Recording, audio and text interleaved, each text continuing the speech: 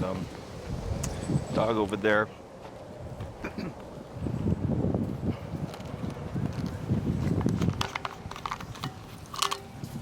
How'd it go this week? Pretty good. I think Brie's biggest thing is still with dogs, but it's definitely, she's responding a lot quicker now that we've turned it up to 127. Yeah. So I think it's starting to get a little better. Okay. What are you noticing at the 127? She'll kind of vocalize like 2 or 3 times, and then she'll just sit. Okay.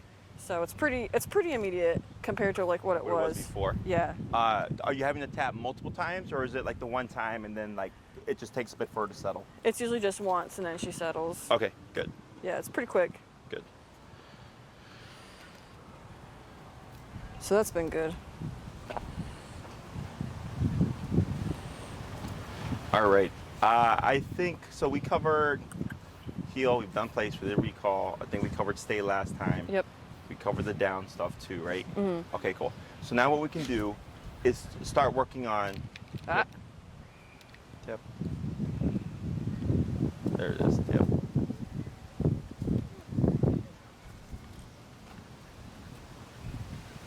You know better. Don't play games. Good. Is putting all these things to a long leash. Okay. To start building towards off-leash reliability. Okay. Okay. So the hard part really is just shaping all the behaviors, and then the second hard part is taking the time to practice them. Mm-hmm. Going to the park and like pushing the dog's capabilities. Mm-hmm. So there's no timeline on this. It's essentially like, here are the tools. This is how you build up to off-leash reliability. Not just practice. So if you go every day and you practice every day for an hour, Mm-hmm. you're gonna get there much more quickly. Right. If you practice once a week, you'll get there, but it's just gonna be a lot slower. Right. The 2 most important commands are always the heel and the recall. Okay. Everything else is kind of like as needed. Okay. So what we'll do here is we're gonna start with blending the heel, the recall, and the stay together. Okay. See how Charlie does with that, and then if he does well, we'll start to add other things. So I like to start with those 3 commands first whenever working towards off-leash reliability stuff, because heel and recall are the most important, and stay just allows you to practice your dog being a distance of you, at a distance of you, but also like not moving. Okay. Questions about any of the stuff, or any questions just in general? Mm-mm. Nope. So what we'll do here is, if you release Charlie, will he release easily, or will he like need some coaxing before he goes? He kind of hovers around me usually. Okay. If we're on a walk, he'll kind of walk off a little bit, but Mhm. he won't. He usually like doesn't really stray too far. Okay. Have I talked to you about how to get them to be more relaxed and like free roaming? I think you mentioned with him to maybe like have a ball or something. You could use a ball. Yep. But Does he have good ball drive, or is it kind of? he's really high ball drive. Okay. Yeah. Like he'll go crazy for it. Yeah.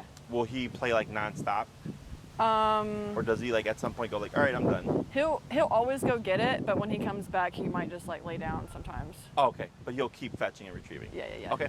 Do you have a ball with you today? I forgot to bring one, I think. Okay.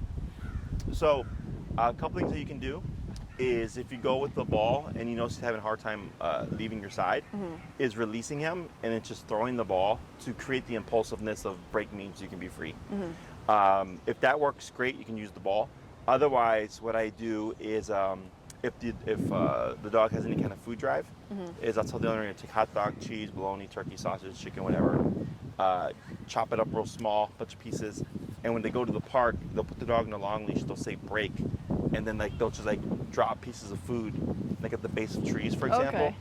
So that the dog starts to catch the scent. Like, so you sneak it, right? Like, you don't Yeah. let them see you've thrown something. Yeah. And you kind of walk by, and then like they'll eventually catch the scent, and you'll see them wander off to go like find it and eat it. And I just keep doing that. And so eventually the dog thinks, oh, when you say break, like I find shit at the bottom of trees.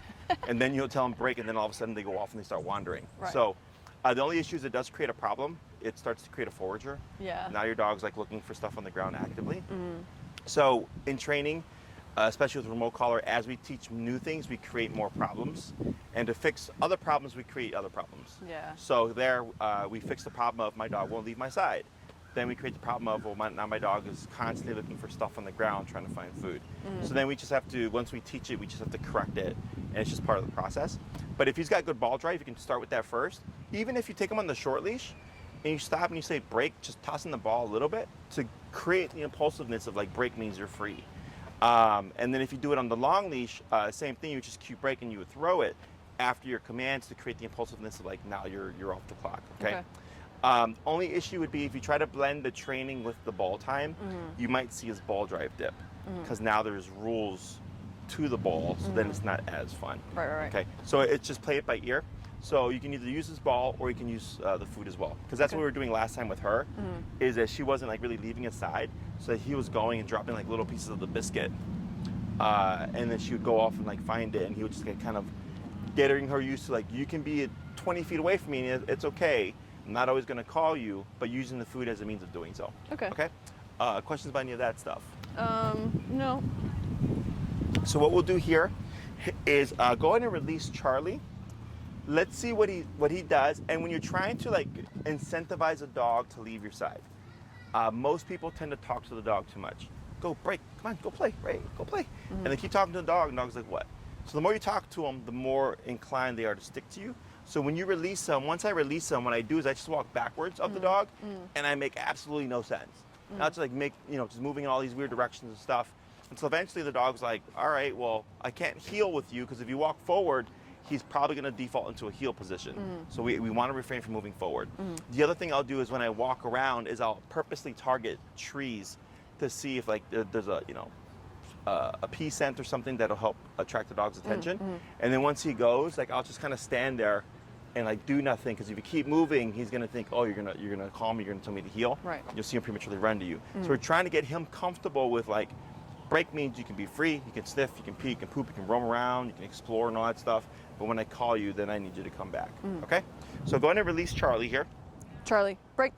And then you can give your slack and just kind of meander, moving away from him to see if he will start to venture off and explore. Okay? Okay.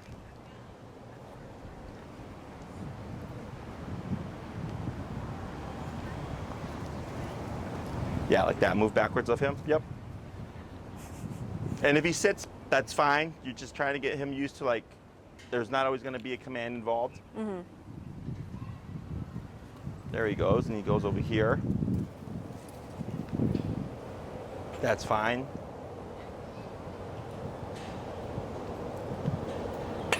That's fine too. So you just take advantage of this and like continue to walk away.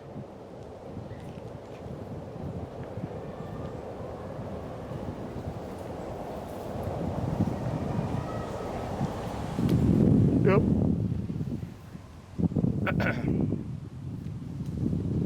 Watch you carefully here. Yep. And what I have you do is once you come like this way, is you'll just fan out and come around the other way. Okay. Because you're just trying to get him used to, he's laying down at the base of the tree. You're not calling him, you're just walking around.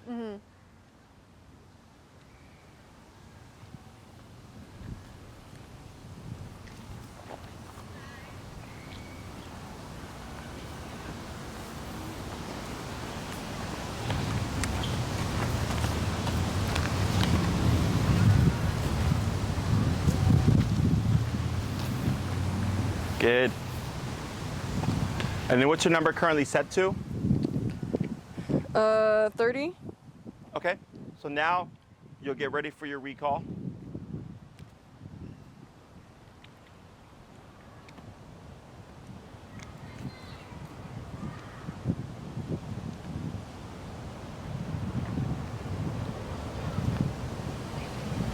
Do I just do it whenever?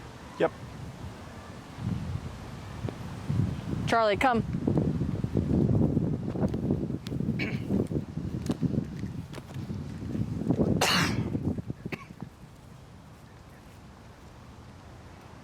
Good boy. Good. Now here, go ahead and put Charlie in a stay.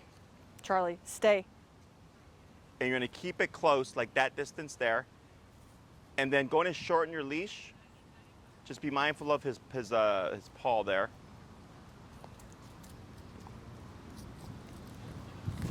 Good, up tap. Good. And you'll step away. Good. Go ahead and up, tap here. Tap, tap. There we go. Good. Good. And then try to walk around, keeping it that distance.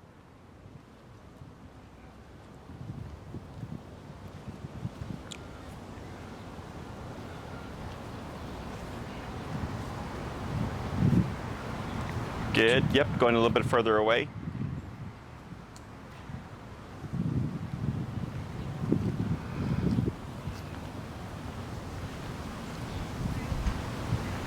Good. And then I'll have you come around. And then when you come around from this side, you'll come back to heel position, okay? Okay.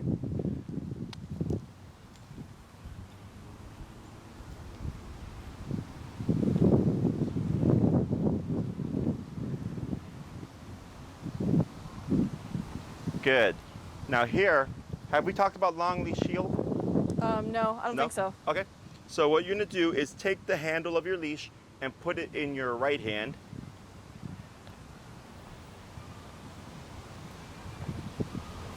And you're gonna let the excess go. Right now, when you say the word heel, you're gonna walk forward, keeping the leash in your right hand, and you're gonna step over the leash so it ends up like going behind you.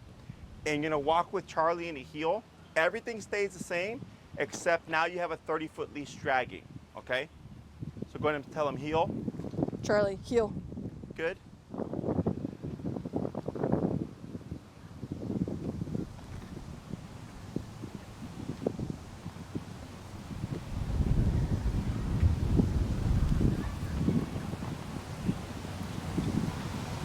Good. Now here, keep forward, tap. Keep forward. Good. Go ahead and speed up.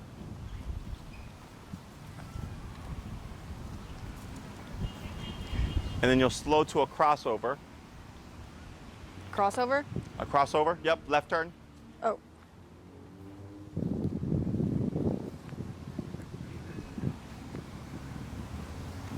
Good, go ahead and slow to a stop.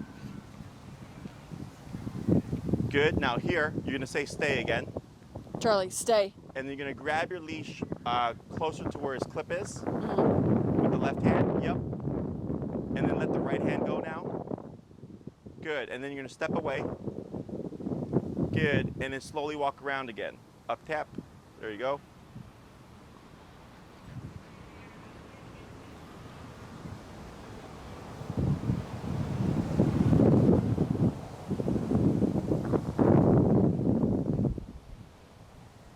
Good.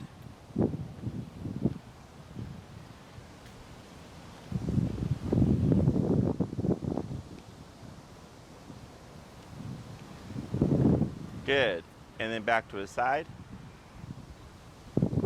Very good. And we'll pause right there. So the first couple are always kind of awkward. You're like, what are we doing? So what we did there was first go into the recall, into the stay, into a heel, back into a stay again, right? Rule of thumb is never call a dog from a commanded stationary position. So like if you put him in a stay, I wouldn't walk 20 feet away and then call him. Mm-hmm. I would return to him and release him, Mm-hmm. or give him his next command when closer to him, okay? Okay. The reason why we don't do recalls from the commanded stationary positions is it's not realistic. Mm-hmm. Like he's not gonna be waiting there for you to call him, he's gonna be doing something, right? Right. So here, when he was laying down, he chose to lay down. So that's completely different. That's completely fine. If he sits and he's staring off into the sunrise, that's fine. Charlie, come, because you didn't tell him to do that. Mm-mm. But if you tell him to sit, down, place, or stay, I wouldn't do a recall from that. Okay. Okay. So here, we're just taking these 3 commands and practicing them. We're gonna randomize how we practice them, but we're practicing them in a little group together to start getting used to the off-leash aspect of it. In the beginning, it's weird for people, especially when you go fully off-leash, to have your dog under a command, and then kind of trusting that if you have to correct them, that they're gonna know what to do. Okay. So by going to this stage here, we're giving it's faux or fake off-leash training, right? So for him, when you walk with him on the short leash, Charlie sees the short leash going from him to you, so it acts as a visual for him. So I get dogs that will do perfect with the short leash, and as soon as the owner drops it or goes to the long leash, the dog sucks. And it's because that visual is gone, okay? So dogs see things in pictures. So by removing that visual of the short leash and going to the long leash, and it going down the middle and around in here, he thinks there is no leash, okay? So then it opens up his options. And when we are building towards off-leash reliability, the dog has to make mistakes and be taught how to correct the mistakes, so that when he's fully off leash, if something happens, I'm not worried about, can I make my dog return? Is my dog going to be able to figure it out or figure out what to do? Because we've already done it before, okay? So here, by going to the long leash, we're giving him more opportunities to make mistakes. He's got a greater range now. He's got 30 feet of a radius to do anything but return to you, right? So here, when we do this stuff, when you went into the heel, the only mistake he made that one time was going to the wrong side. So then we would just continue. Our instinct is typically like what you did. You move over to help him cross over. What I would do is I keep going straight and I remote him to see, will Charlie learn how to fix from this side back over to this side, okay? Now what could happen is you're correcting him and then you see Charlie take off, right? He's doing the complete opposite of what we want him to do, but that's proofing, okay? Because you wouldn't know that unless you gave him the opportunity to. So if I start, our instinct is typically to guide the dog or to move into position. And here, you want to use this opportunity to start putting pressure on him to see, what does Charlie do? If he pops over to your left side, excellent. That's exactly what we want to see. If he goes and takes off and goes the wrong way, not what we want to see, but something that needs to be corrected. So if that happens, you would just, the same concept, you'd go the opposite way of Charlie, start tapping to bring him back to your left side, okay? So we're keeping everything the same. So in the beginning, when they would pass you, we would, pivot, turn, tap, go the opposite way. It's the same concept here, except now Charlie can get up to 30 feet from you. Okay? Questions by any of this so far? So if he does get ahead of me, I should still do the pivot. It's still the pivot, and tap. Yep. Okay. And then it's pivot, tap, tap, tap until he corrects the position. If you see him running towards you, we're good. Otherwise, if you see Charlie take off, people's instinct is typically to stop or to go towards the dog. You would just continue walking forward. Okay. And holding onto the leash. So that for Charlie, he feels the collar, he gets confused. He's like, I don't know how to fix this. I've never done it like this before. He takes off. At some point, he's going to hit the end of the leash, and he's going to learn, okay, going in this direction isn't helping. And then you'll see him start to run towards you, and then the pressure turns off, and he goes, oh, okay. I'm supposed to correct this from 30 feet away, and it's the same concept. I just go to the left side, okay? So the long leash allows us to make mistakes without the worry of is my dog going to take off and not come back? It's just when we do see the dog make the wrong decision, our inclination is typically to use the leash to help them or to change what we're doing to help them. And I just tell people, continue with what you're doing, correct it like you would normally correct it, keep the pressure on. The dog has to figure out, how do I stop this from 30 feet away? Okay? Other questions? No, I think that's it. So what we'll have you do here is go ahead and grab the handle of the leash with your right hand again. Right, correct, tap. Tap. Attaboy, good.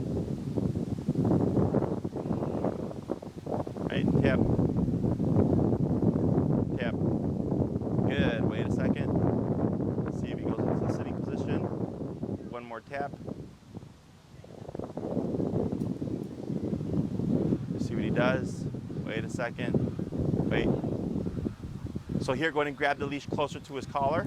Lightly pull up and tap. Good. Tap. Good. Then drop the leash. Good. And then bring it back to the handle to your right hand.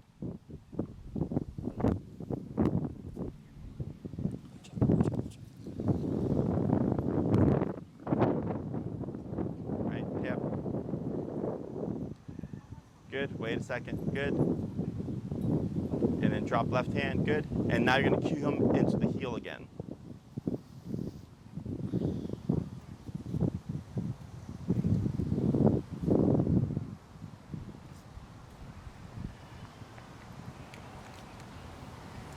Charlie, heel.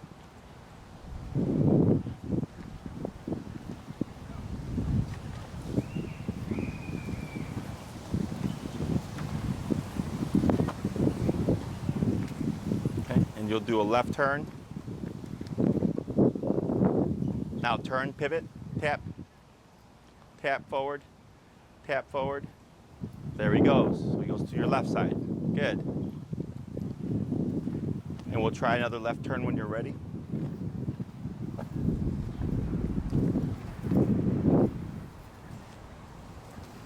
Good.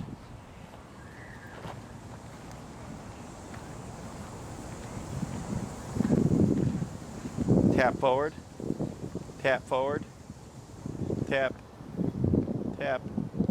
Go ahead and turn inwards. There you go. Yep, this way. Good. Go ahead and speed up.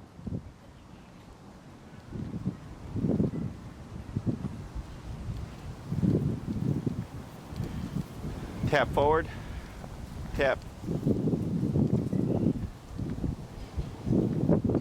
tap, yep. There he goes, good. Then pivot. Good turn. Tap, tap, tap, tap, tap. Good, what's his number now? 30. Go ahead and bump it. Is he pooping? I think he might be pooping. Oh. No, he's Nope. laying down. Forward, tap, tap. Good. There he goes.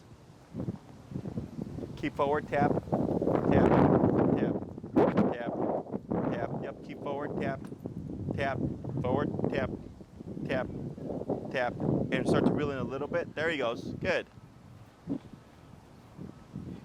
Tap forward. Go ahead and bump a little bit. Tap, tap, tap, tap, and start to reel in a little bit of leash here. Good, forward. There we go. Yep, that way. Good. Right there. Keep forward. Tap, tap. Keep forward. Tap, tap, tap. Keep forward. You got it. Good. There he goes. Yep, keep forward. Good. There he goes. Good. Tap forward. There you go. A little bit better. Tap forward. Tap, tap, tap. Good. Bump your number a little bit. Tap. Keep forward. Tap. Reel in a little bit of leash. Tap. There he goes. Good. Tap forward. Yeah, reel in your leash. Tap. Good. There you go. Good. Yep. Then back towards this way. What's your number now? 45. 55? 45. 45? Okay, good. Keep forward.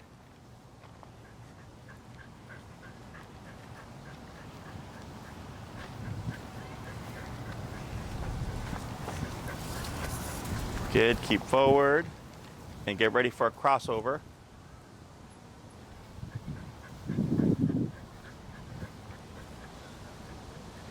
Good.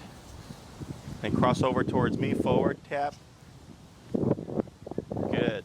There he goes. Better.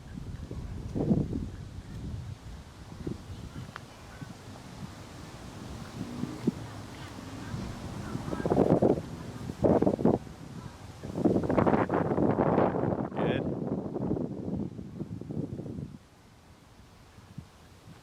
And keep forward, but slow walk. And slower. And stop.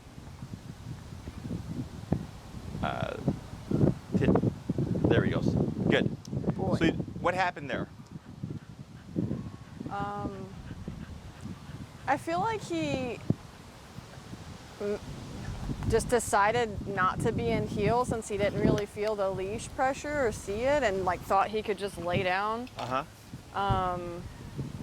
So then I think when I tapped him, it took him a while to figure out that like he is still in the heel command even if he can't see the leash, Mm-hmm. or like has more room to wander off and make mistakes. Yep.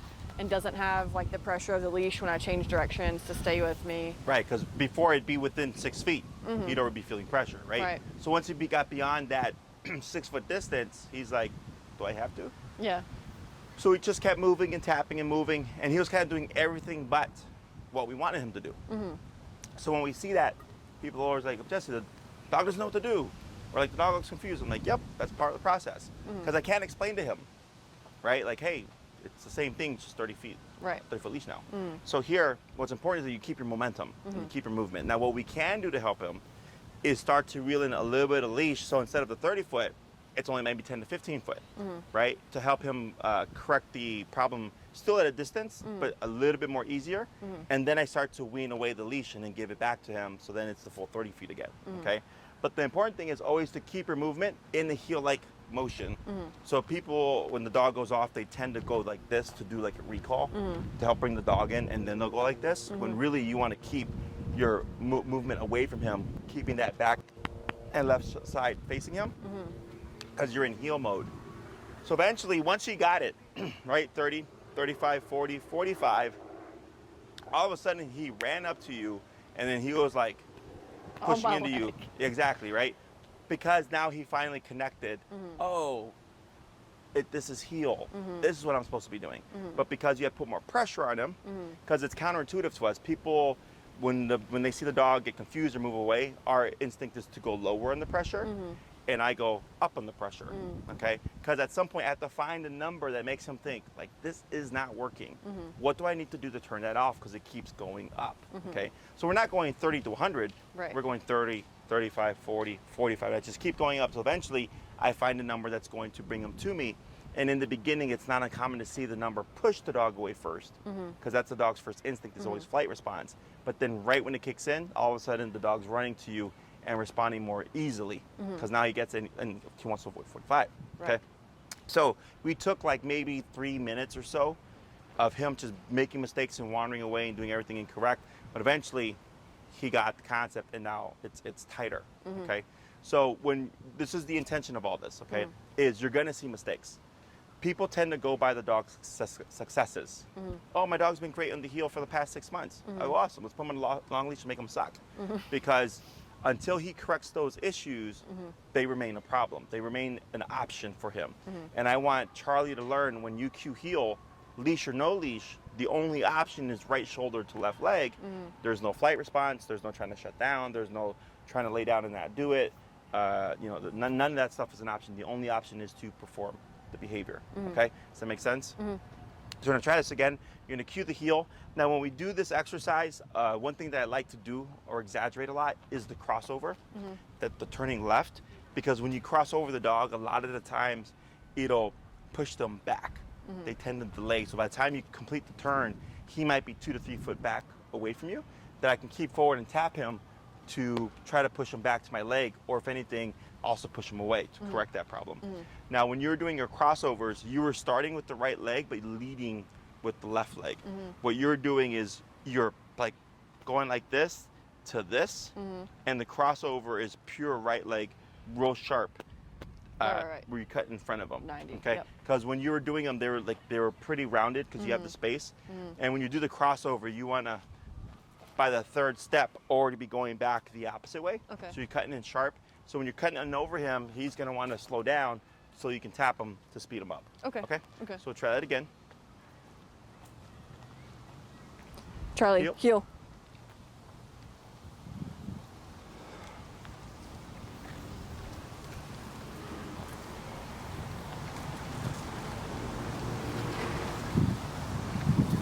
There you go. Much better.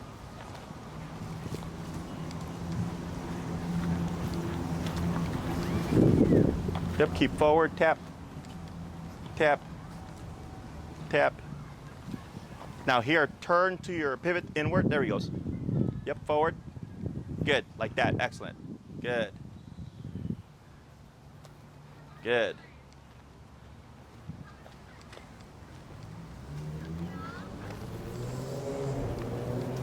Keep forward, tap, tap, tap, Keep forward. Keep forward. Yep. Yep.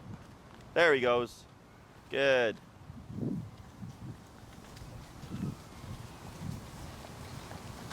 Good. Good.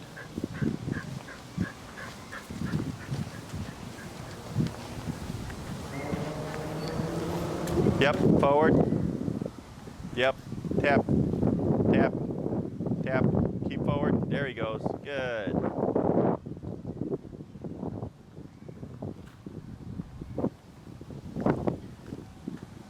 There he goes. Very good.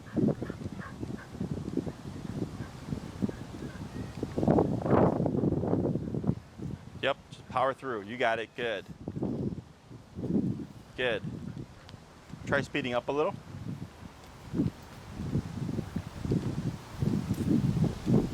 Yep, yep. Yep, keep forward. Yep, and forward. There you go. Good.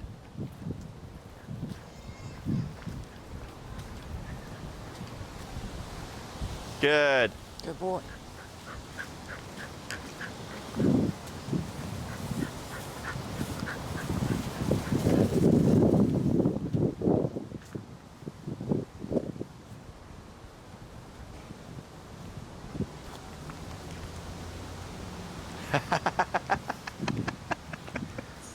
We'll talk about that in a second, but that was funny. Tap, tap, tap. There he goes. Now here, pivot to your right. Inwards. Yep, this way. Keep forward, tap. Go ahead and grab your leash. Keep forward. Yep. Tap.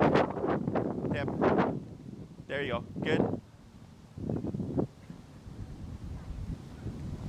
There he goes. Go ahead and slow turn. Good crossover. And slow to a stop. Okay, so here. Yep. So I saw some really good things and I saw a couple of funny things, okay?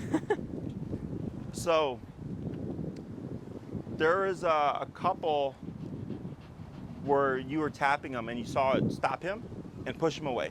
That's what I mentioned earlier.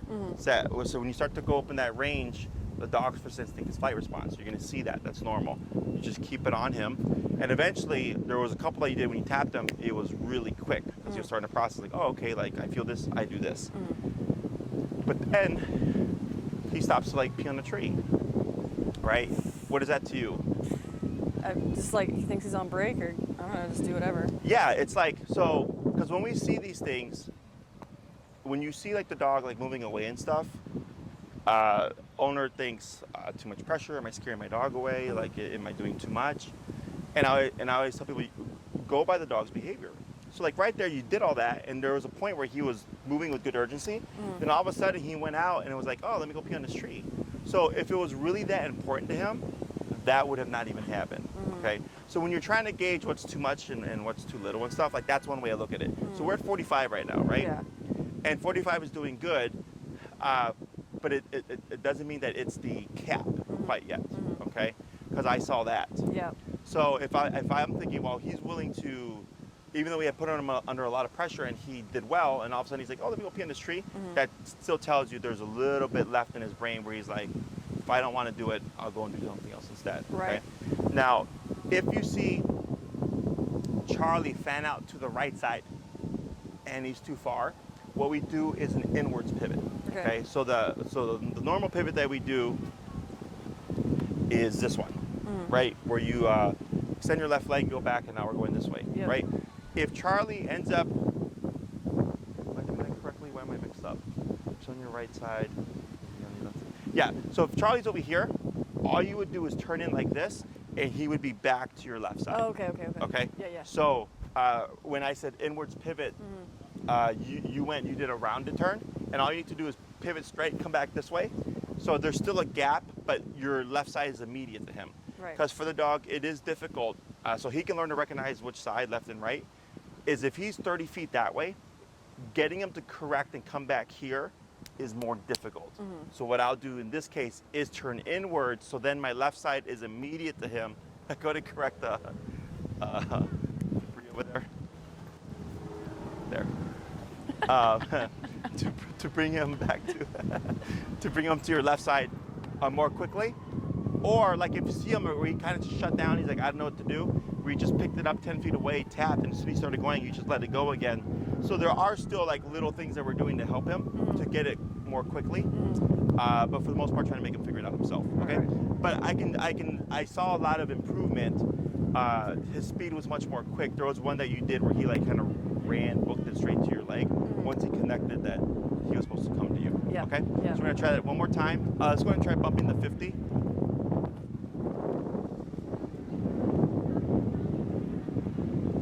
Charlie, heel.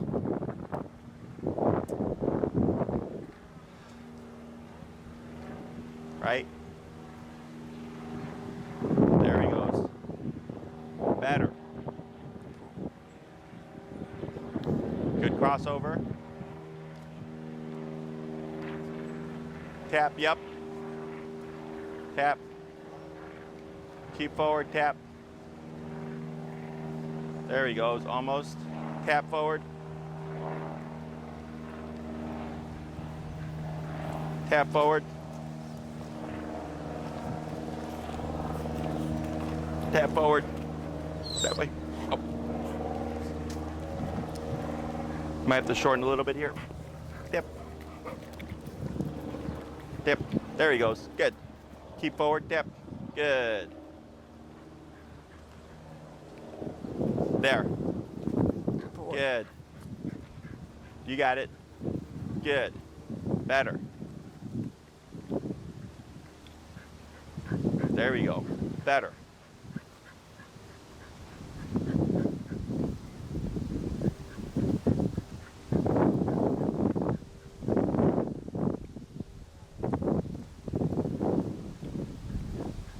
Good crossover. There we go. Was there a tap there? No. It looked like you tapped him because I saw him like come right into your leg.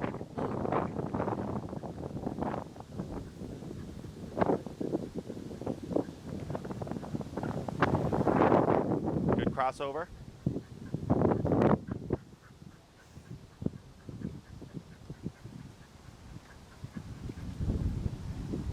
Good.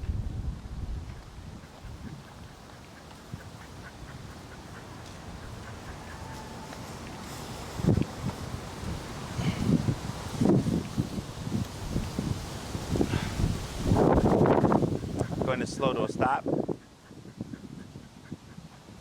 Good. And the other thing that makes it difficult for him is because the leash is dragging. Yeah. Is it gets caught on things. Yeah. So then he's thinking like, do I stop? But you're essentially teaching him ignore everything with the leash here. It's the e-collar. Okay, so that was much better. So if you see him anchor to something, like here when he came to me, you would keep going that way so that this way he gets the tension to pull him away. Because he's thinking, get to the nearest person to turn off the pressure. Okay, and here you're trying to teach him when you feel the pressure, it's not, don't assume the closest person. Come to me because I'm the last. I'm the one that told you something last. Okay, so go ahead and grab your leash closer to his harness.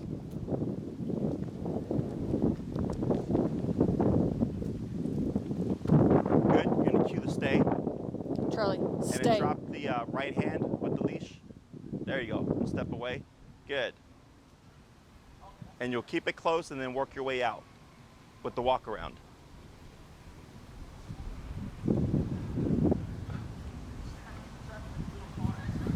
I would feel bad that he's like maybe really tired, except I know that he can run like 7 miles at a time. So I'm like, you can't be that tired from riding in the car. No, this is like not wanting to do it. Yeah. Yep.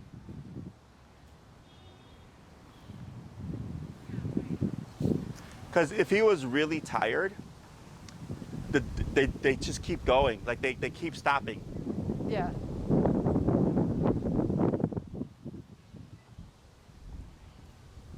Keep going or go back to a heel? Go ahead and come back to him here. You're gonna praise him, Good boy. Good job, Charlie. and then go ahead and tell him break. Charlie, break. Good, right? So here,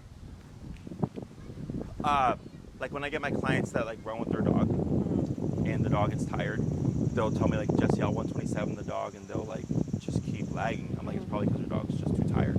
So you can usually tell when that's the case because it doesn't matter what you do. They just trying to lay down, right? I'm the same thing for a human. If you're just tired, like nothing can make you just get all bursts of energy from nowhere, right? Yeah. So for this guy, same thing. So all that stuff was him shutting down. That's flight mode and avoidance mode. I see it all the time, okay? So all that stuff is normal.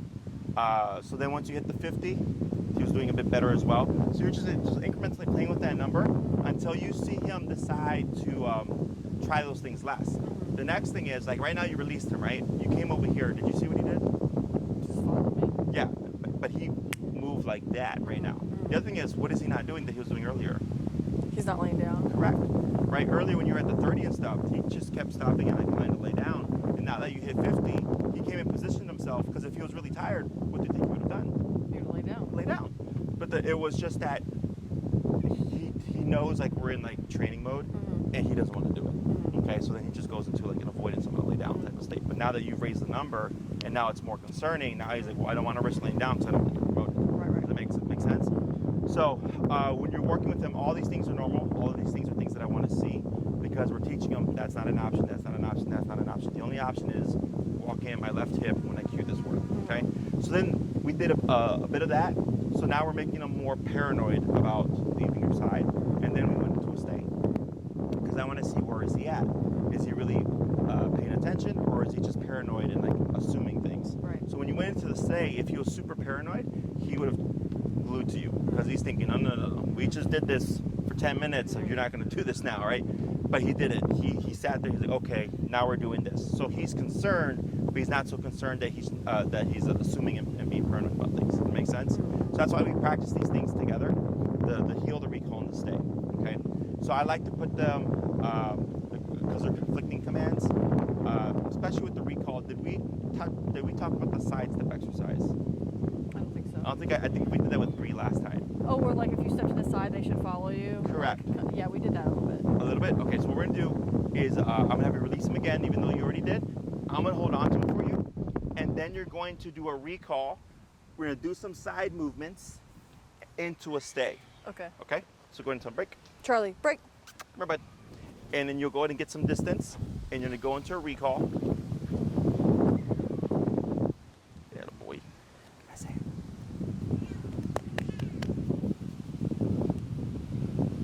Just whenever.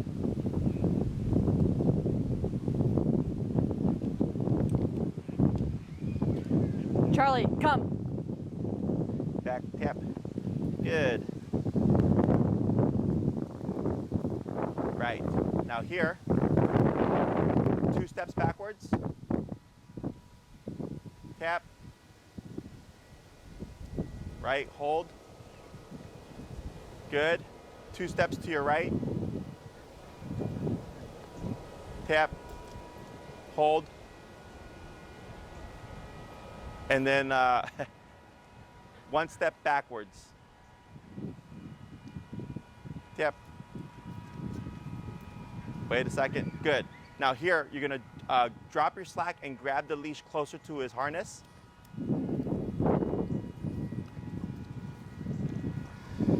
You're gonna cue the stay. Charlie, stay. Now away. Good. Right now here, go ahead and bring your collar down to 30. You're gonna choke up on your leash closer to where his harness is, and you're gonna tap and walk towards the general spot that he was at. Tap, tap, right there. Wait a second. Good. Now step away.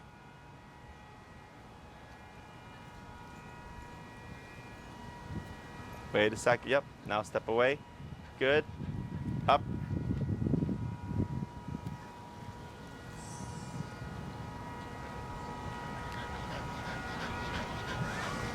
Okay, good. Hold right there. Yep, good. And walk around. Good.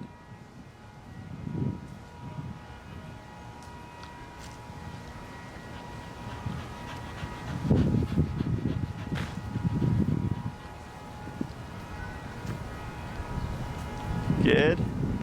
The Back to his side, give some praise. Go boy, go boy, Good go boy. boy. Good job. Now step away again.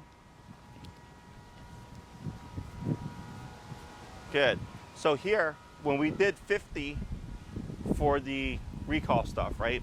It was too much because then it made him super edgy. So then when you started to move, that's what I was talking about earlier, he's gonna assume to follow you. So then we went down lower to the 30 to help settle him and then go back to the moving away, okay? So here, you did recall into movement, movement, movement, where you made him follow you, and then you went completely opposite to it, well, now don't follow me, and then walking away, okay? So right there, putting those things again together to help him differentiate between when he should glue to you and when he should stay put, okay? Back to his side. And then you'll grab the handle. Good, and then the heel. Charlie, heel.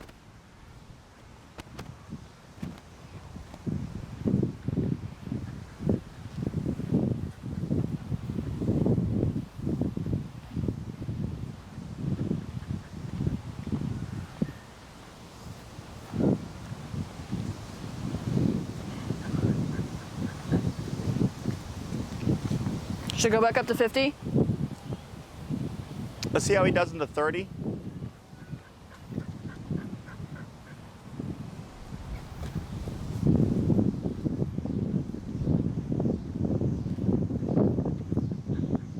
And try walking with Charlie past Brie here. Okay. See if he tries to run to her.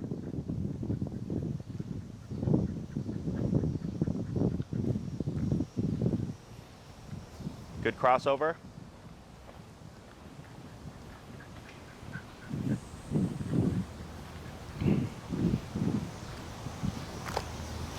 Keep forward tap.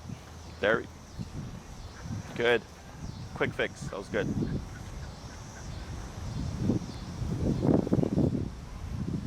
Good. Forgot to slow down when I was doing the turns. I think he picks up on the cue a lot better that way. Yeah, for the slowdown. Yeah, for sure.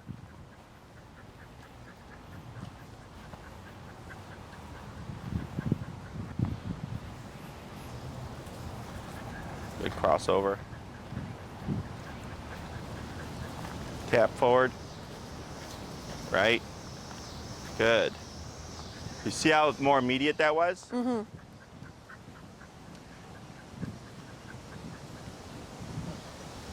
Good. And slow to stop. Good. So right there, you were correct to assume, like, should I go back to 50? But I was like, well, when we did the other stuff, he was too jumpy. So I was like, let's keep it at 30. And like right there when you tap, like you saw him delay, tap, and he just shot forward, right? That's what it should look like. So every case is different. You just got to feel the situation out. If he would have like deflected and like ran off the other way and you kept tapping and it took a bunch of taps, then I would say, yeah, we would have just gone up to 50 because now he's thinking, oh, 30? I'll gamble going off the other way for 30 now, okay? Questions about any of this so far? No, it seems like we're probably going to bounce back and forth between like 30 and 50 at first to kind of see Probably, yeah. where he lands. Until you get some kind of consistency. So what you're doing is creating a sense of urgency so that 30 is urgent, you know. In some cases, you know, the number stays up higher. Other cases, you know, it might come down and go to a middle ground. And other times it just goes all the way down to like whatever the client's number is. He'll tell you as you practice with them. So now if you go to the park to practice your long leash stuff, it's not just like, you know, break and then let them be dogs and recall.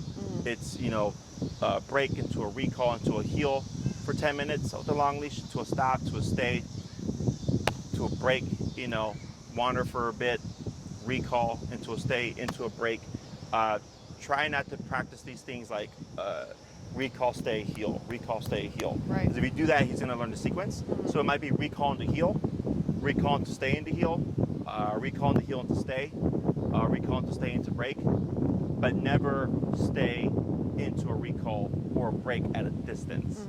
Okay. So like here, if you, let's say she wasn't tethered, right, and you released Brie, you're teaching Brie that you might release her at a distance. Right. So then, let's say you have her there and you want her to hold, and you're doing stuff with Charlie, and she's like, oh wait, did she say break? And she gets up and prematurely breaks, even though you didn't tell her to, because she's thinking it's an option. But if you always go back to her within the 3 to 5 foot radius and release when you're next to her, or give her the next command when you're next to her, she's thinking, oh no, that couldn't have been a break because you never released me from that far away. Right. Does that make sense? So pretty much recall is the only command we really give them from a distance. Correct. And if they're stationary, it's because they choose to be stationary, not because we put them in a command. Right. Okay, because then you're again teaching them. I might call you from a sit stay, which is not realistic, but then creates more problems because now they're going to assume every time you walk away from them, you're going to call them. Right. So then you'll start to see them prematurely running to you. Okay. The only time I do recalls from like stay positions is if the owner, like I had an owner who had just moved here, and her dog had no brain drive, didn't really care for food, didn't care for the ball, didn't care for dogs, and she was trying to practice recall, but she had no one to practice with because she just moved here too. She's like, my dog has no drive and none of this stuff, and the reason why she needed the training was because her dog was reactive, So I told her, well, in this case, you can do the stay. It's not my favorite, but because you have nothing else to work with, this is what you have to do. Right. But then I had her do stay and random recalls because typically people say stay, walk away, and always call the dog, which creates a pattern. So the dog learns to assume when you walk 20 feet away from me, you're going to call me. So then we just randomize when we would call the dog so that the dog didn't pick up on a pattern. Right. Okay? So it's easiest to just avoid it. Otherwise, if you end up doing that, you would just have to correct them much like you did over here when you would tap and walk him back to the general spot and then walk away again to teach the dog don't assume the command. Okay? Questions about any of that? Kind of related. What, I would imagine we'd be practicing this like every day or at least several times a week for probably like a few months. But when we get to a point of feeling comfortable, like what should we look for to feel like we can actually have them off leash, like with confidence? Okay, so there's stages. We went from short leash to long leash dragging, which is where it's not in your hand, it's just on the ground, to no leash enclosed area, to no leash unenclosed area. Okay, those are the stages. So when you tap him at 30 and he just went, we're looking for that consistently. Every time you tap him, anytime he makes a mistake, anytime he's off the body tap, boom, he's just boom, coming into the spot. And then, no leash, so that's not even in your right hand, right? Is once you feel like, man, we've done this 1,000 times and it's consistent, and you go to the stages. So like in the wintertime, nobody uses tennis courts. So a lot of my clients will use the tennis courts to practice their no leash enclosed area stuff. Okay. And even then, like when he gets off and you tap him, boom, he's just running straight to your leg. You're going, okay, you have a very good solid concept of how to fix this even without the leash as a visual. Right. And it usually comes down to the owner, because people always ask me, Jesse, how do I know when my dog's going to be ready? I'll tell them you'll know. Okay? Because you're the one that does all the work. You're the one who's seen the mistakes and how well the dog corrects and everything. Is typically if the dog isn't ready, the owner won't trust the dog. It happens all the time. I get owners by the second class, they're already walking their dog off leash. Yeah, it's crazy, right? But their confidence is so high that I'm not really worried about it because I know they're going to jump to the tool. I get other clients who've done a whole full 12-week program, and I'm looking at their dog. I'm like, your dog's really good, and they're like, nope, I don't trust this dog. They're like, I would not let this dog off our leash right now. I'm like, all right, then you're not ready. Keep practicing until you're ready. Now that owner has to catch up to the dog. Right. So every case is different, but definitely, in terms of stages, there's 5: short leash to long leash dragging, to no leash enclosed area, to no leash unenclosed area. Okay, that's the process. So if you go through all those stages, by the time you hit no leash enclosed area, that's going to be the biggest factor of determining like how well do they know the concepts. Right. Okay. Other questions? Was he in a heel or was he? Oh, he was in a heel. Okay. Yep. And that at 30? Yep. You see how jumpy he is at 30? So you could probably even go down to like 18 to see if you get even that same response. Because as you break resistance, it makes the brain more receptive. So you might see your number even go lower than your typical 30 because you see how big that jump was, right? What I would like to see ideally is a tap and like the urgency where he'll just sit down, but not like, oh shit, like a big reaction. So it's just kind of reading it and then adjusting as needed. Okay. Does he have prey drive?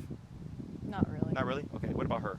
She does. Big She time. does? Yeah. Okay. So like if she wasn't snoozing right there, one thing I like to do is, you see that squirrel over there? Yeah.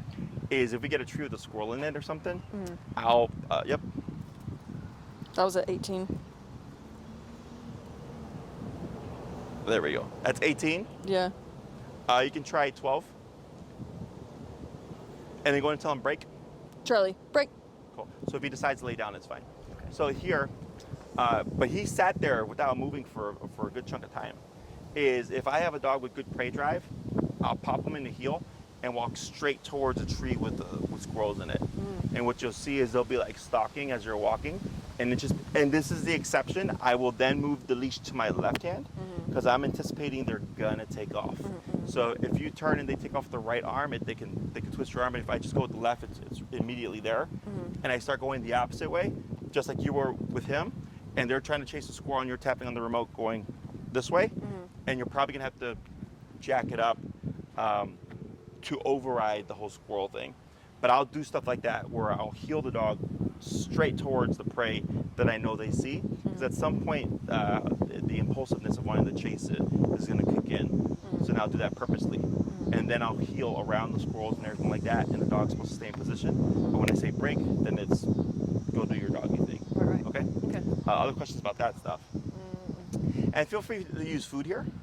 So like, let's say when you were correcting Charlie and he was at a distance and he ran to you, you would want to keep your movement as best you can, and it's just a quick little reward there. Okay. So like chewy things work well, cheese, turkey, sausage, whatever, work well. So that this way, it's not just pressure when you're X distance away from me, but once you come back to here, boom, you get something as well. So when we train for a higher level, I'm not against food. I just don't rely on it to create reliable obedience. Right. But it's a great reinforcer. Okay, so especially when we're pushing for higher obedience, like my guys are all trained with hot dog, turkey, rotisserie chicken, all that stuff, because they're trained to a higher level. So just like with humans, if you're going to do more work, you expect more pay. Same thing for dogs. So I suggest it. You don't have to. You can still create reliable off-leash obedience without it, but it does help incentivize the dog a bit more, and it kind of speeds up the process as well. Okay. Let's go ahead and swap dogs here. We'll give him a break. We'll go in and grab Brie here and see how she does. Come on.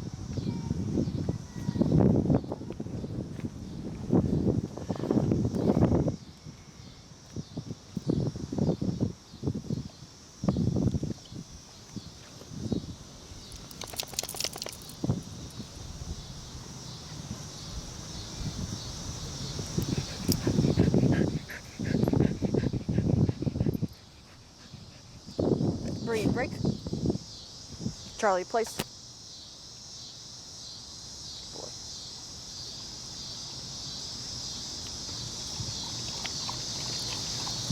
Well, we're all tangled up here, aren't we?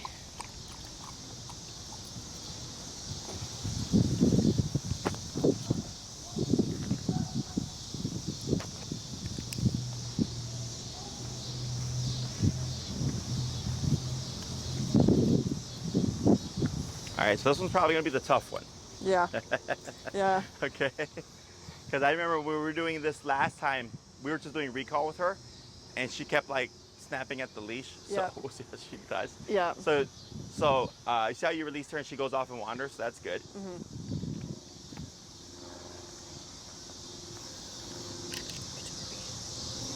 All right. So let's see if we can get some distance of her and do like a more of a like organic recall. Okay. So while she's exploring, you'll just try to get some distance. Okay.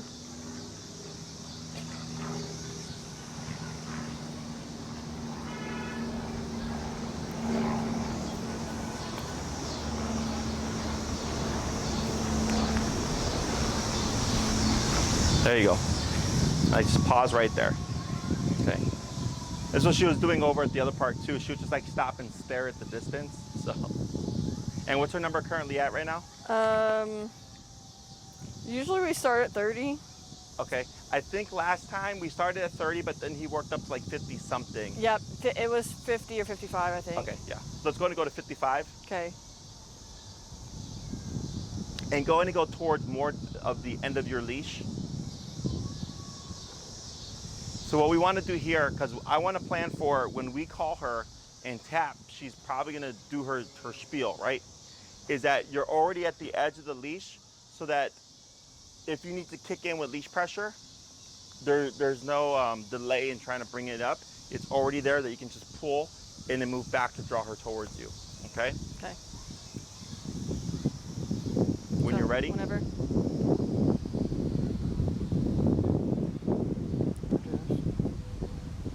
Brie, come.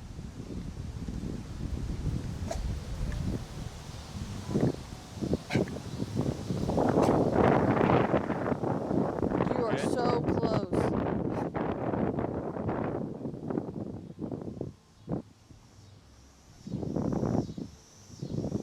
Good. Good girl, look at you go. So here you do the same thing, excuse me. You put her in the heel with the leash in your right hand, like we did with Charlie.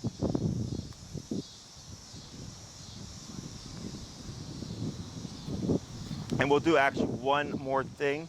Go ahead and reel, you don't have to gather it, but just shorten it where you have like half the leash here and giving her only 15 feet of slack behind you.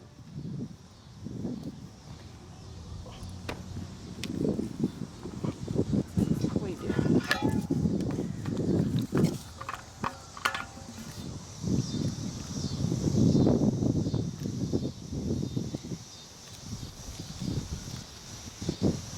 Okay. Brie, heel.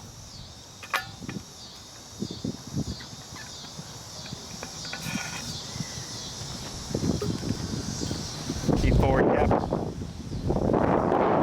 Good. Turn, tap. Good. Keep forward, tap. Good.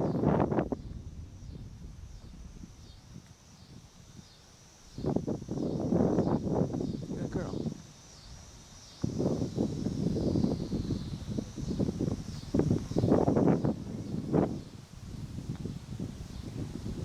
Good. Tap forward. Tap forward. Good. Hi, how you doing? Good. I saw you guys the other day with Moose. Oh, yeah. Yeah. Good. Yep. Good crossover. Good. Tap forward. Yep. Tap forward. Pull, pull. Tap. Tap. There you go. Good. Yep. Good move. Tap forward.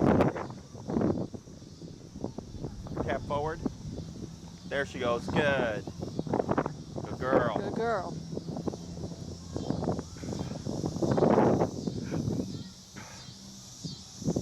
Tap forward. Good. Pay attention. Good girl. Good girl, Brie.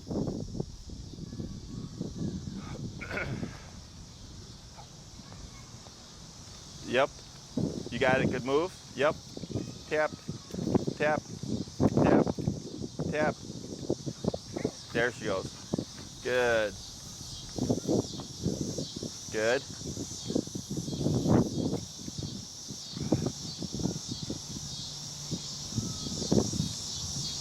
Tap forward. There you go. Good. Good.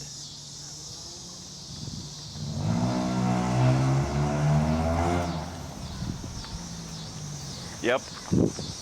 Good move. Keep forward. Yep. Yep. Good.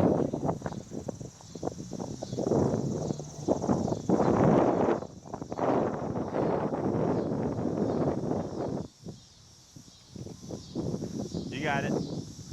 Good. Right, good move. Yep, keep forward, good. Yep.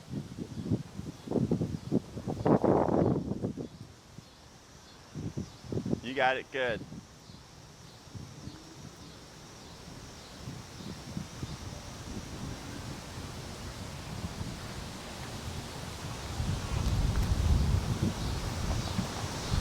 All right. Good. Tap forward. Yep. Yep. Keep forward. Oh. 1 sec. Oh, you wrangled yourself. Okay. Turn.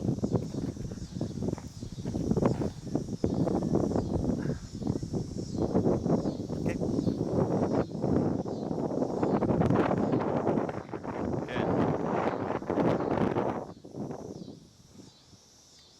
Good. It's the other way. What are you doing? Miss Nonsense.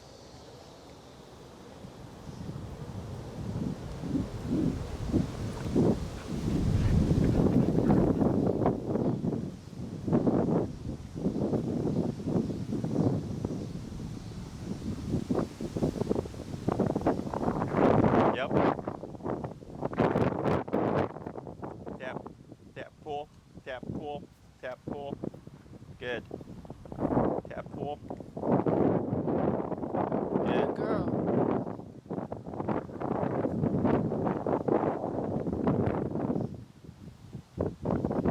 Good girl, Brie.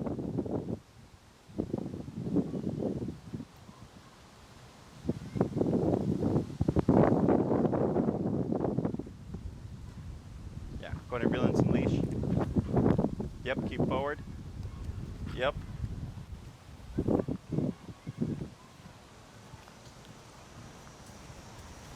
What's the number now? 55. Let's go 65.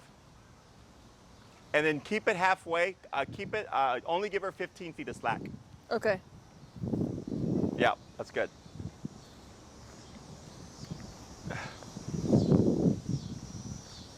There you go. Good. Tap forward.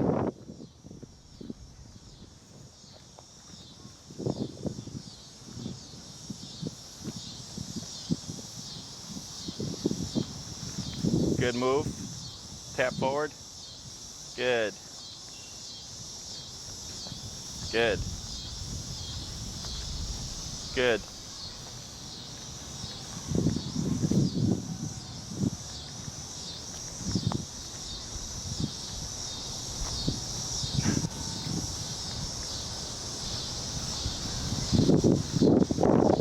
Tap forward. Good. Almost. Yep. Good move. Tap forward. Good. Tap forward. Yep. Better. Tap forward. Yep. Keep forward. Tap. Keep forward. There we go. Good. Maybe don't be a turd. How about that? Tap forward. Yep. Good.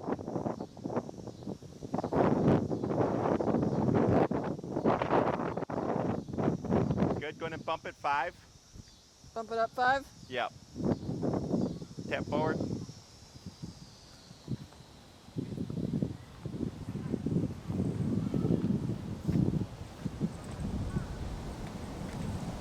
Good. Tap forward.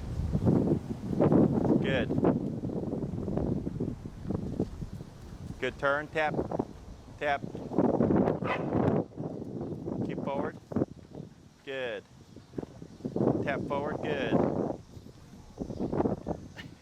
Brie, you are Go smarter ahead and than turn. this. There you go. You got it. Good. There you go. Good. Better.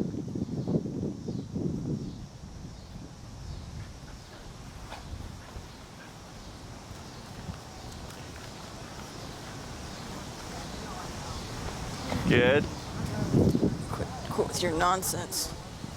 There Good. you go. Yep. Good move.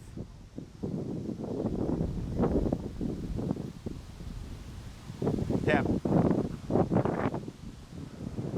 Yeah, watch your leg. Go ahead and bump it 5. Brie girl, what are you doing? What are you doing? Pay attention.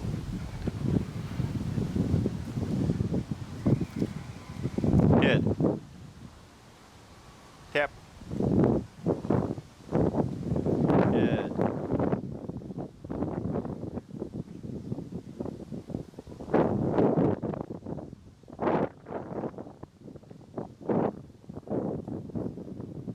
Good. Yep. Keep forward. Good. Tap forward. Good. Keep forward. Good. Keep forward. Good.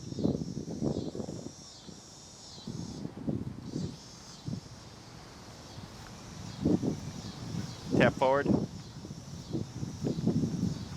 Good. Yep. Good. Keep forward. Tap. Yep. Forward. There you go. Good. Oh, watch here. Ah. Hey.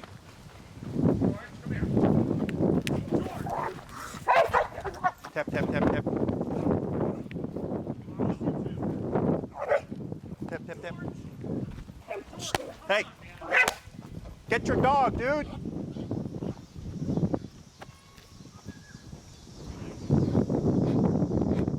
Good.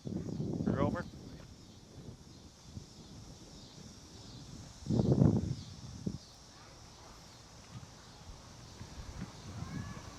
Now you see here? See how she's still eyeballing? Mm-hmm. 1 sec. Watch. What'd you bump it to? 127. Good.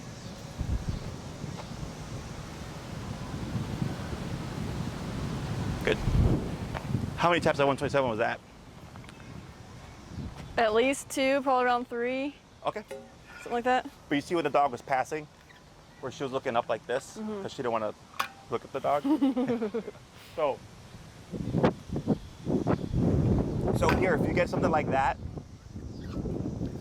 our instinct is to back up, and what you do is you just start choking up. So because the first thing you need is physical leverage. Yeah. So if that dog's coming in, it sounds counterintuitive, but I thought that guy was gonna grab his fucking dog. That's why you saw me move in. So if I'm reeling in the dog here, and this is happening, okay, like we can't stop that. This is happening. Yeah. Is if you keep going like this, it's gonna draw the dog in more as you're backing up. Okay. Is you reel in as you move in, Okay. and then I shout at the dog, right? So like I came in, I clapped, hey, right, and I thought the dog backed off, and the dog guy was gonna get his dog, but he just kept like doing what people do.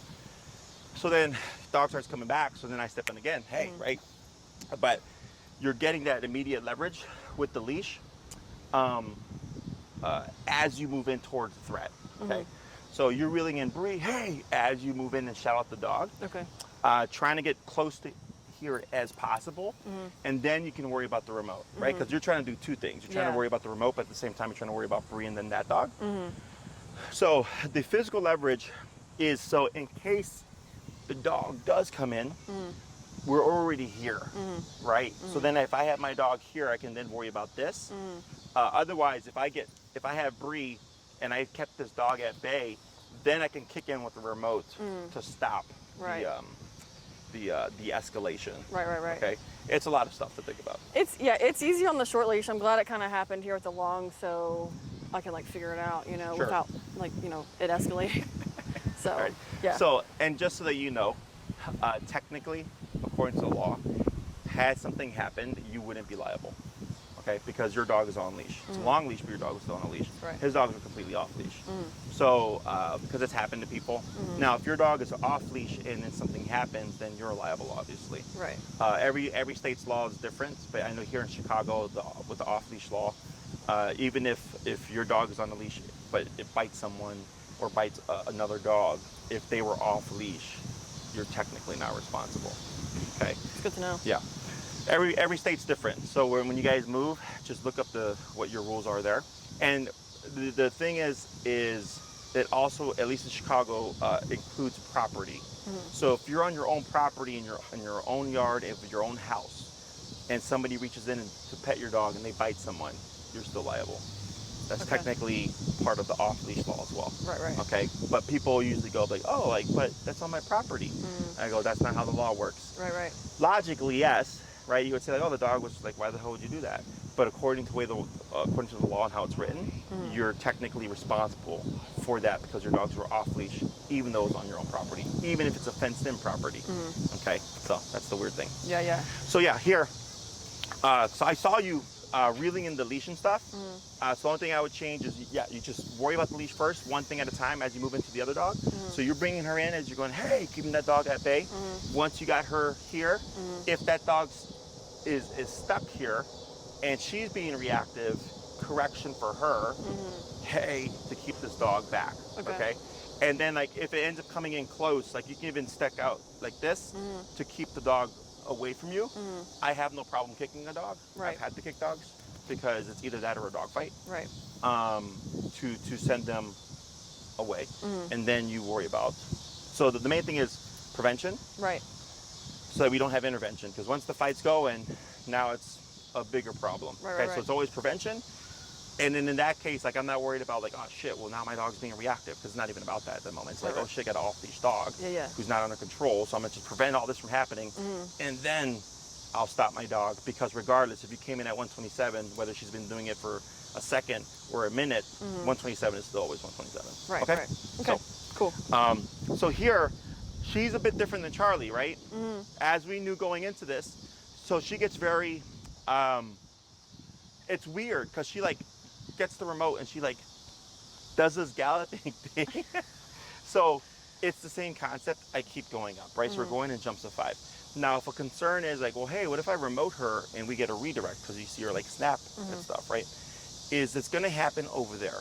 Yeah. Okay, so we did 15 feet to make it easier for her, because I knew what she was going to do instead of the full 30 feet. So you go to 15, 60, 65, 70, 75, and I keep going up, okay? So eventually, she stops with the bucking around and just starts doing what he did, which is run to the leg, right? Right. So again, it's the same concept of like, it's counterintuitive to us, but we put higher pressure, and if needed, more frequent pressure to get her to think, you know, me trying to like fight this off or whatever it is she's thinking isn't working. Running to mom's left leg is the only answer. Right. Okay. I can see the difference between the last time when I worked with Chris over at the Palmer Square versus now, because last time she was so much more vocal, and then most likely with the 127, because it's been more immediate, more direct, she's not, even though she's still doing the spiel, but when I worked with him, she was like she was like barking at everything. So that's actually gone down a lot. That's one thing I noticed right now. Yeah. Okay. With this, is it kind of like when we were first teaching him, where we were like kind of lenient at first, of like, well, you're not right next to me, but you're like pretty close, or should we be like pretty strict? At this point, you can push for more. Okay. So in the beginning, when we get frustration and all that stuff, like depending on the dog, I'll give some gray area. Some I'm trying, because if you focus on too many things at once, it can be too specific for the dog, right? So then, but at this point, when it's been at least 2 months of like training, conditioning, and all this stuff, now I just go, that's a lot of nonsense. Okay. So it's just figuring out what's going to get her to think to herself, how do I resolve this quickly? Right. And to stop with the spiel. Right. Okay. Okay. Other questions? No, I think that's it. Okay. Oh, we'll try it again.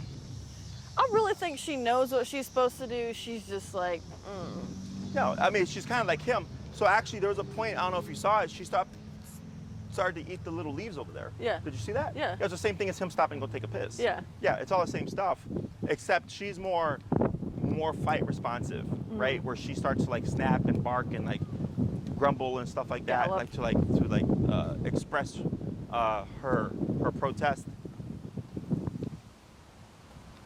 Brie, heel.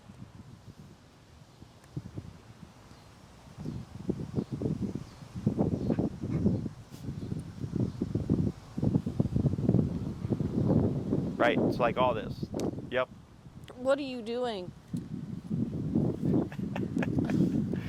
You are the laziest dog ever. Plain dead. Tip. mankind. There you go. There you go. Good. Excellent. Just go back into the heel. Yep, the heel.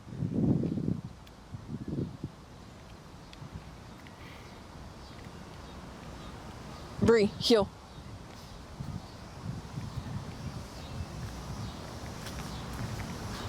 Right? Tap, tap, tap.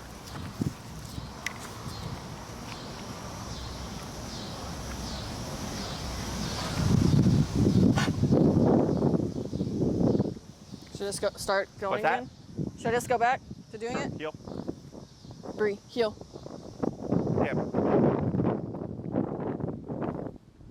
Tap forward.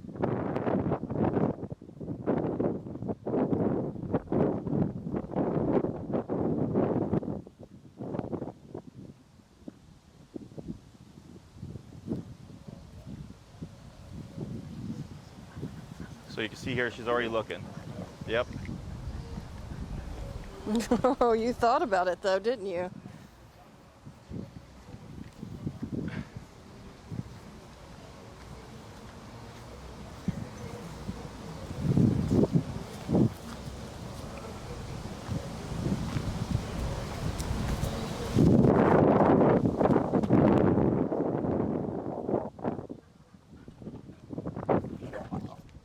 Yep. So here, you got it. Tap. Wait a sec. Then relax. Good. What do you think? When do you guys move? Like the 12th, 13th, something like that. Like the next Tuesday. Okay. You see here. What's your schedule like until Tuesday? We will be out of town this weekend, but I don't have anything this week. Okay. What I want to do Think we is send Enrique to you Uh-huh. to do a controlled class with a dog Okay. to work with here, Okay. right? Because that distance should not matter to her, right? So this way he can bring a dog and then we can see the reactivity and just do controlled context where we can get that squashed as much as possible. That'd be awesome. So I'll tell him to get in contact with you. Okay. Okay? Because at this distance, like she shouldn't be carrying. That's so far. That's like 60 feet away. Yeah. If it was closer, like the dogs that were here earlier, Yeah. that makes more sense. Mhm. That doesn't make sense. Yeah. So with her, what I would focus on right now is if you have a closed off area like a yard or a backyard or something, is practicing there, and then seeing what does she need to like just cut all that crap out. I mean, it's possible. I'm not saying to do this. I'm saying it's possible. Like, you could end up going up by 5s and just back and forth, and then you end up hitting 127 just for that stuff. Okay. I've had dogs need 127 just for regular obedience. I've not had a dog who responded like she does, where she gets agitated, and then after that she's just like more hyper aware, and then she's just like, well, now I'm gonna go bark at that dog over there. Yeah, that's pretty sure I've not seen that. Doesn't mean it's not, you can't address it. We just gotta figure out how we're gonna do it. Yeah. Okay. Yeah. It's just so weird because she was like the chillest when we got her, and then since that interaction happened, she's just been crazy. What was the interaction? That, like, I was walking them once and a dog came up off leash and like attacked him. Yeah. Yeah, it happens because, like, to the person, oh, my dog's friendly or whatever, right? But for your dog, it's a threat. Yeah. Like something fast running towards them can be perceived as a threat. Yeah. And it's just one day to the next because she's like, well, shit, we had an off-leash dog charge us and you didn't do anything about it. So now I'm gonna be more proactive and hyper proactive about it. Right. You know. So it's not the first time. I've seen it before. Yeah. Like, yep. I've seen it before. But for sure, everything that you can, 127, and be generous with it. Don't worry about like screwing her up or something. Every opportunity you find, jump to the correction. Okay. Okay. And I'll talk to Enrique to see if he can get you squeezed in before you guys end up heading out. Okay, thank Okay. Yeah, for sure. But that would be the thing that I would focus on. Let's see what she does here.